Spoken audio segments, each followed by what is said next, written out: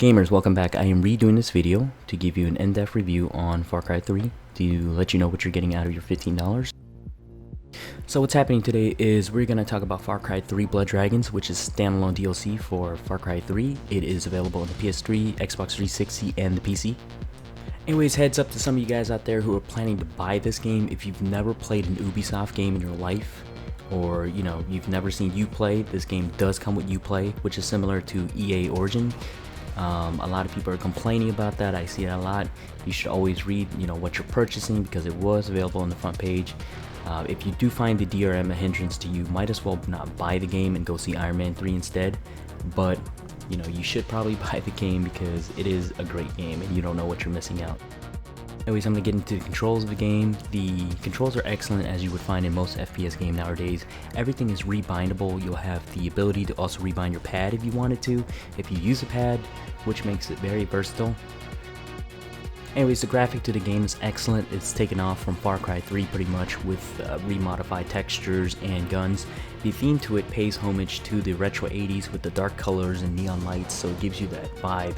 This also fits the entire game and gives it a very unique atmosphere and immersion.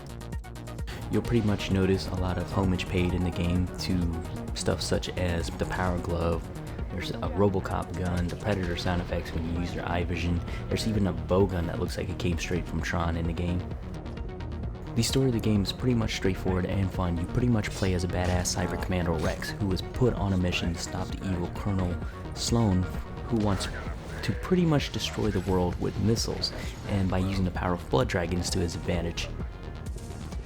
The story of the game is accompanied by very cheesy dialogue and very retro cutscenes, which makes this a great thing because the whole thing really fits together really well for this game.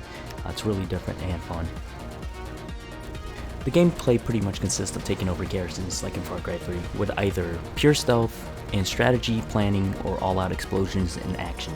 Also, by doing so, you open yourself up to new mini side quests in the garrisons, which involves either saving hostages, assassinating targets, or hunting certain rare animals, which in turn boosts your levels and your gun upgrades to help you fight against Sloan and his evil army.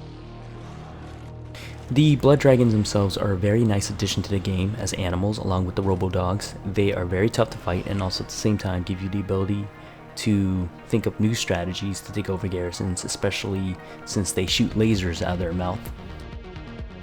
I know it sounds goofy, but that's the fun part about them. Anyways, we're going to get into the soundtrack of the game. It's great if you enjoy the retro electronica style. There's quite a few of them, and all of them are really well done.